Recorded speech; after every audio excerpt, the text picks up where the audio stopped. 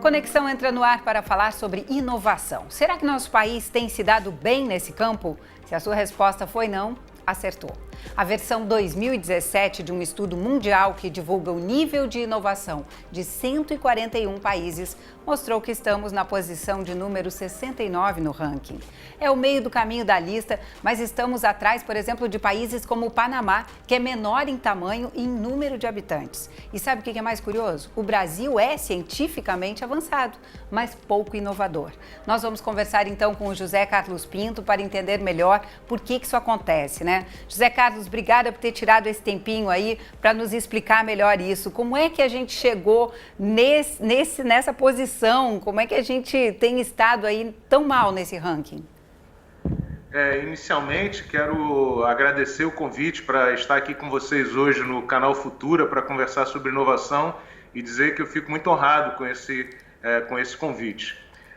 De fato, o Brasil ele vai bem na maior parte dos rankings mundiais que avaliam a produção científica e de pesquisa. E de uma certa maneira, isso reflete os investimentos que foram feitos nos últimos anos na instalação de grandes laboratórios e na formação de pessoas.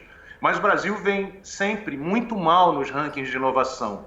Se a gente entender que a inovação é exatamente a ponta em que a tecnologia se transforma em produtos e bens para benefício da sociedade, isso significa que, de alguma maneira, esse conhecimento e essa tecnologia, essa pesquisa desenvolvida nos laboratórios, não está chegando ao mercado para favorecer a sociedade brasileira. Agora, na sua opinião, o que a gente precisa avançar, né, para ser considerado um país inovador? Quer dizer, daqui para frente a gente está vivendo uma crise econômica e política, né? E isso deve afetar diretamente os recursos, os investimentos, né? Mas a gente precisa ter esse foco, né? É verdade. Eu diria que a gente tem que trabalhar essencialmente em dois pontos que eu considero muito relevantes. O primeiro ponto é o marco legal. O marco legal brasileiro, ele não incentiva a colaboração entre os entes públicos e privados. Há uma estrutura das leis e dos regulamentos no país que, de uma determinada maneira, inibem o trabalho conjunto. E quando a gente pensa que inovação tem uma ponta no mercado e que a pesquisa no país é concentrada principalmente nas grandes instituições públicas de ensino e de pesquisa, esse marco legal e esse favorecimento à colaboração ele é fundamental para que esse conhecimento chegue no mercado e a economia brasileira seja inovadora. Um outro ponto que é muito relevante é que o país ele tem a tradição de investir pouco em inovação e isso é particularmente verdadeiro nas empresas brasileiras. Existe uma cultura disseminada no empresariado nacional de que é possível simplesmente comprar tecnologia no exterior e desenvolver essa tecnologia e inovação com base em conhecimento desenvolvido em outros países do mundo que não o Brasil. Então, é preciso mudar essa cultura e aumentar os investimentos nas empresas privadas também na área de inovação e tecnologia. Porque a gente deixa de ter a propriedade intelectual, né, sobre aquela criação. É isso também, né? A gente também perde nisso ou não? Como a gente investe relativamente pouco comparado aos outros países do mundo em inovação, como consequência, nós também produzimos muito pouca propriedade intelectual quando a gente se compara a outros países do mundo. Por exemplo, a produção de patentes, que é um dos índices que podem ser usados para medir a produção de inovação e de bens e serviços, no Brasil é certamente muito pouco importante quando comparado aos países do norte e mesmo a outros países da América Latina. Agora, José Carlos, nós temos, né, parques tecnológicos como o de vocês aí, que é de excelência, né? E eu queria que você explicasse um pouquinho como é que é o funcionamento do parque, quantas empresas vocês abrigam hoje, se vocês também mantêm incubadoras. A principal missão de um parque tecnológico é conduzir essa atividade de conexão entre os ambientes de pesquisa e os ambientes de produção.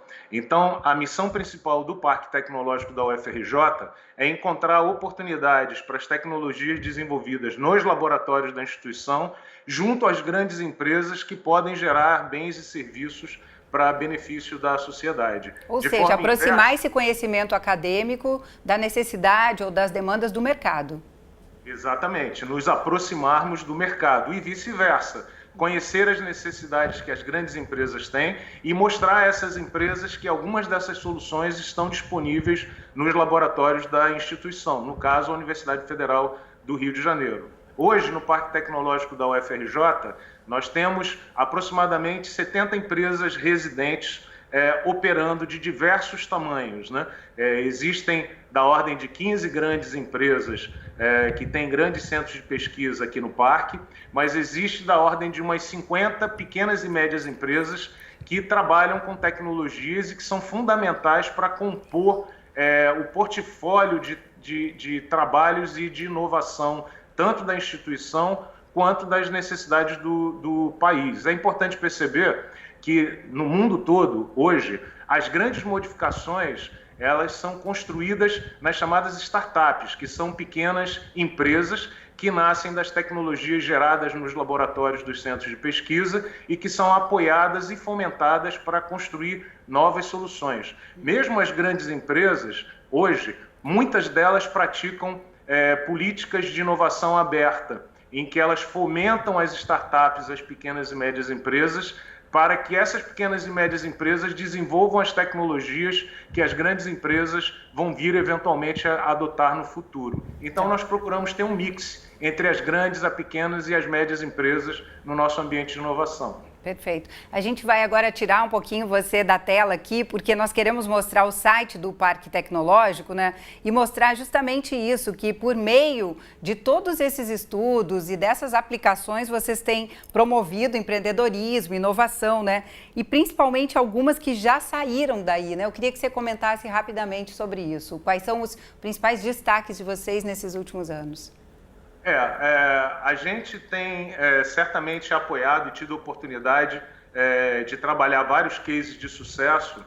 Eu poderia citar, seriam inúmeros casos, mas eu poderia citar, por exemplo, a Visagio, que é uma grande empresa da área de logística e que atua hoje no mundo inteiro e que nasceu na incubadora de empresas da COP. E a gente poderia citar, por exemplo, as tecnologias para exploração submarina de petróleo, que são fundamentais para a região do pré-sal e que são desenvolvidas na Tecnip FMC, que é uma grande empresa situada aqui no Parque Tecnológico. Tá. Alguns cases de sucesso, por exemplo, aparecem em áreas inesperadas. A gente gosta muito do exemplo da GE, que em colaboração com o Comitê Olímpico Brasileiro conseguiu desenvolver soluções tecnológicas para aprimoramento do desempenho da equipe de canoagem do Brasil.